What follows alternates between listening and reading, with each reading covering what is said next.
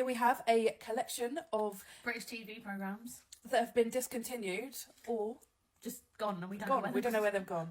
So bring them back. Bring them back, yeah. Bring them the fuck back. First up, we have Wilder Heart. What a program. Iconic programme, do you know what I mean? Honestly, if you live in the UK and have lived in the UK since Wilder Heart was about, then you know. Honestly, Sunday nights ain't been the same since. I know, right? Like, so... They normalised, like, having a pet leopard, and I love that shit. Like, I wanted to live that life. I was so... Next up, we have The Bill. Honestly, Wednesdays and Thursday nights have not been the same. Not been the same. Iconic, like, these sort of show, do you know what I mean? Like, we like seeing the drama, the crime... Yeah. And also, like, there's so many characters that were in The Bill, like Denise and Jack. Iconic. So, I feel like, bring it back. We miss The Bill, because there's actually no TV programmes or anything like this. Oh, Stace. We don't even really need to say too much about this one.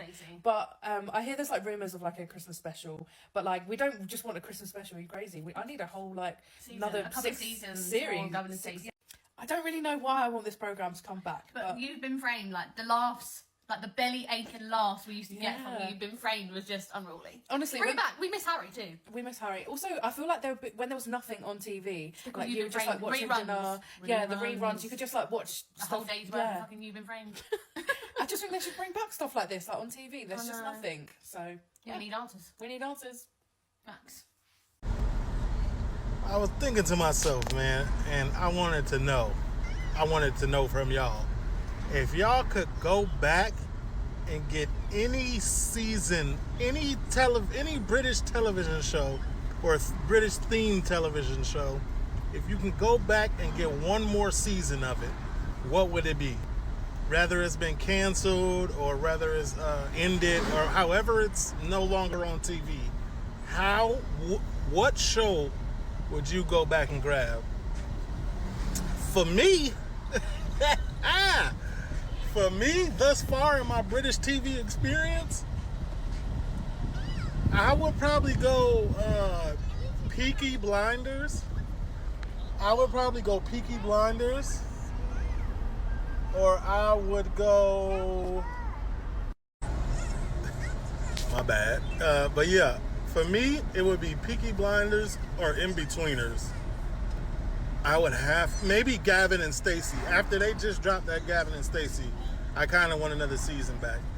But like, I would definitely go Inbetweeners or Peaky Blinders. Best TV shows to come out of the UK had to be number one on my list. People just do nothing. But I tell you what, mate, they're always bloody doing something. This man right here, is the golden glory of the show. Listen, all of them are funny. I've watched this show multiple times, and every time I find a new character, I just fall in love with their character arc, you know what I'm saying?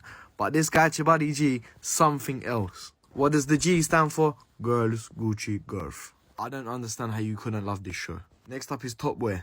Apart from Pebbles, they get it down to a T with the realisticness. Realisticness? Is that a word? Unks, man. And the amount of guns they have is a bit unrealistic. But apart from that, everything is good. Why did they do Jamie like that, though? Why?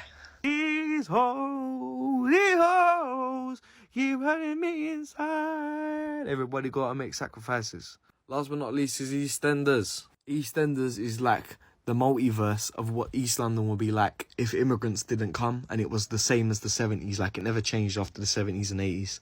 But nevertheless, I love it. I love a bit of dirty East End gossip, you know what I'm saying? Mick, here's your brother, not your cousin. Fucking hell, I thought it was my nephew. What is the greatest British sitcom of all time? Now, depending on your age, this will differ massively. Here are 10 of my favourites in no particular order. Rowan Atkinson's Mr. Bean is iconic. IT Crowd broke the mould in my opinion. Ricky Gervais's best work, Extras. Weird and Wonderful World of the Mighty Boosh. Only Fools and Horses is an absolute classic, and I don't care which generation you're from, you love this show. Inbetweeners is probably the sitcom of my generation, and rightly so. It was the best of its time. Where It All Began for Simon Pegg and Nick Frost, Spaced is hands down one of the best. Red Dwarf does not get enough love in my opinion. One of the greatest comedies, period. One that might fly under the radar in lists like this, but The League of Gentlemen, gold. absolute gold. And there's an argument to be made here that Peep Show is top of the pile. It is the best British sitcom of all time. Mitchell and Webb do an incredible job with this. So unique, and I don't think it'll ever be replicated. It's hilarious in every way. Probably is my number one choice. Okay, I'm sick, but I have to talk about this show, Department Q, because right now, this show was fantastic. What was good about it?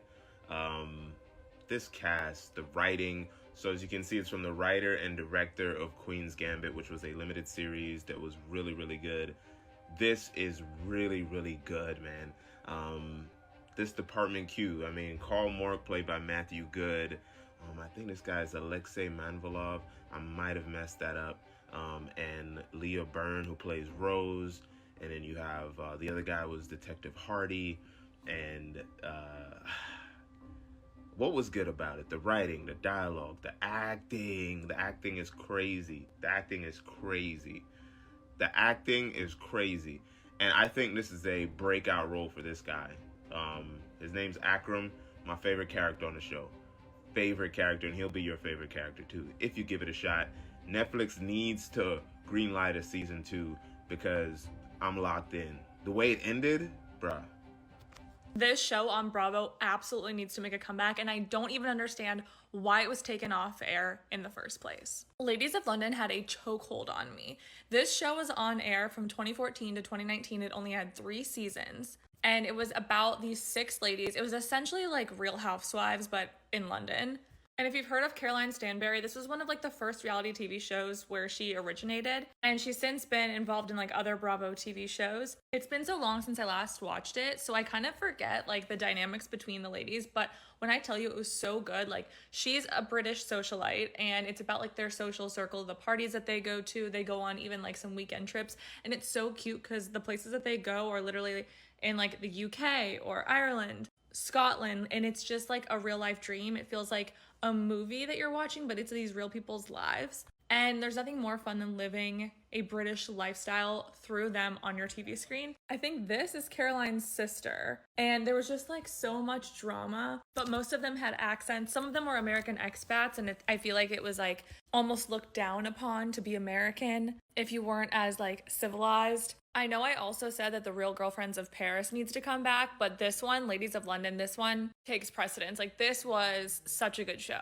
I would really love them to bring this back, or just something similar, please. Did anyone else watch this? Please comment if you did. British sitcom doesn't get a fraction of the credit that it deserves. So the show I'm referring to is called The Thick of It. It had 4 seasons, 2 specials, and all of them are absolutely immaculate. So you may recognise Peter Capaldi from Doctor Who, but he does star as Malcolm Tucker, who is the head of DOSAC, which stands for the Department of Social Affairs, and it's a government department, and it basically follows their trials and tribulations, basically. And Capaldi's portrayal as Malcolm Tucker has to be one that has to be studied for the ages. I mean, this guy balances humour and foul language in a way that's just so poetic and just so funny. I'll give you this excellent quote from Malcolm Tucker: "All these hands all over the place, you were like a sweaty octopus trying to unhook a bra." And it's things like that that make the show absolutely amazing. And Armando Iannucci, who created The Thick of It, also created In the Loop, which is a film which is basically like a spin-off of Malcolm Tucker's character, and it's so funny. But what I would say is that if you're not even interested in like any sort of political like dramas or satire or anything like that,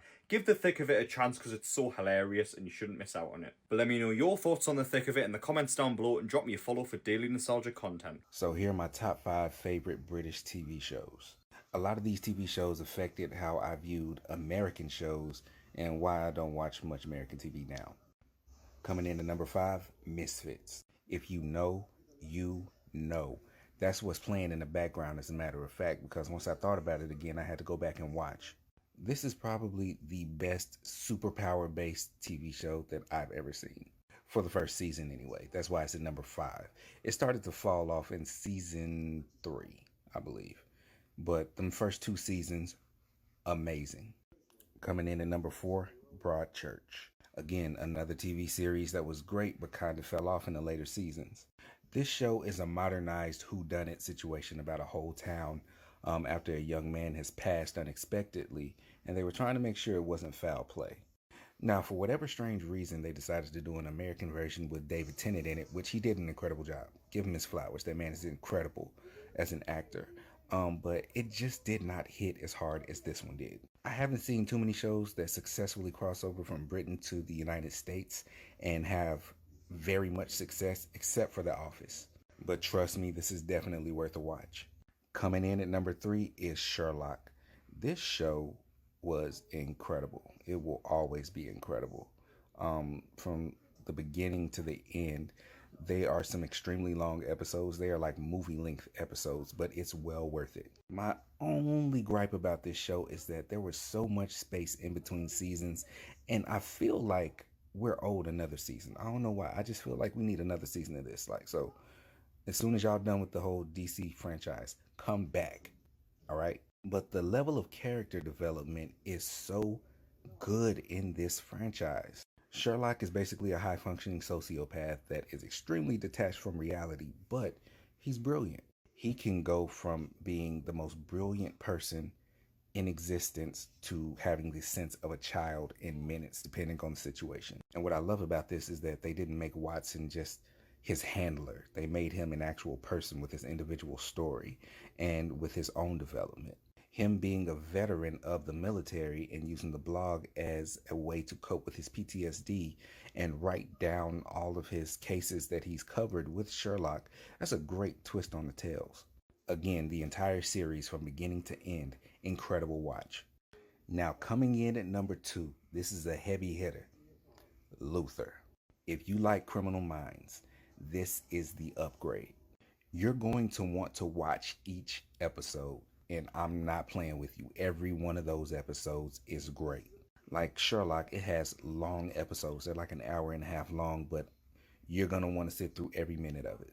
I mean, honestly, John Luther's storyline in this is tragic, but in the best way possible. It is so good. Idris Elba deserves every bit of credit that he gets. The man is amazing. I still want more of the series, but if it has to end, it has to end, so be it. But again, please go watch this. If you watch nothing else on this list, go watch this. And number 1 obviously goes to Doctor Who. I started with the 11th Doctor, which is Matt Smith. Everybody's favorite is the 10th one, David Tennant, but to me, he was trying to do too much. He was too much of a hero to me. And Christopher Eccleston, as I've gotten older, I've been able to appreciate that 9th Doctor a whole lot more. But the general storyline altogether is so well written. Sometimes you got to sit back and wonder how they did it. It's incredibly cohesive because stuff that looked like it was completely detached from the episode, it looked like it had nothing to do with the storyline. Down the line, it is so significant and it fits perfectly. And my favorite motif and story arc is the one that includes River Song. How she was able to properly and perfectly interact with the Doctor between the 11th version, the 10th version, and the 12th version, that's a masterclass in storytelling. It's corny, it's historical, it's intriguing, it can get dark, but again, well worth the watch. Please go watch the entire series. I prefer the 11th Doctor. Start with number 10, start with number 9, start with number 12, 13. Oh, and also, we have the first Black Doctor Who in the entire franchise, and I'm excited and a little bit skeptical of how they're going to do it, but at the same time, I'm gonna check it out. I gotta support it. Now, as far as honorable mentions, one has to go to Black Mirror. I'm not gonna lie, some of them episodes, they are funny, they are incredibly dark and great, and some of them make you think, and then some of them are complete misses. Now, I know San Junipero, that one tore me up on the inside a little bit, I ain't gonna lie. White Bear definitely messed me up because I was not expecting that. But Shut Up and Drive, that's, everybody needs to go back. Everybody's talking about, who was that? Jane is terrible, Jane is awful, whatever. No, go back to Shut Up and Drive. Y'all better watch what y'all put on this internet, I'm telling you. And the other honorable mention goes to Peaky Blinders. Now, I know this is a fan favorite for a lot of people, but with me, I just could not stick with it. It just wasn't for me. Now, don't get me wrong. Cillian Murphy is a generational talent, to be honest. To me, he's up there with Gary Oldman and Daniel Day-Lewis. That man deserves every bit of the credit that he gets. He deserves his flowers. And I know this is a good one, but again, apparently this just wasn't one of those shows for me. One thing I will say is that with British broadcasting, I noticed the shows are, one, longer, and two, the storytelling is way better, and the actors honestly are way better than what we have over here in the United States. Also, I noticed that everybody doesn't look like a model. Everybody doesn't have perfect teeth. Everybody doesn't have the same facial structure and bone structure. Different heights, weights, sizes. Whatever fits the character, that's what they're going for. And they portray it so accurately, and it's so grounded. I'm telling you, once you experience the quality of these shows, you will come back and look at American media and wonder why you're okay with getting shortchanged. Let me know if y'all like videos like this. I know this is long form, but whatever. I had time tonight. Like, follow, comment, share, do whatever. Peace.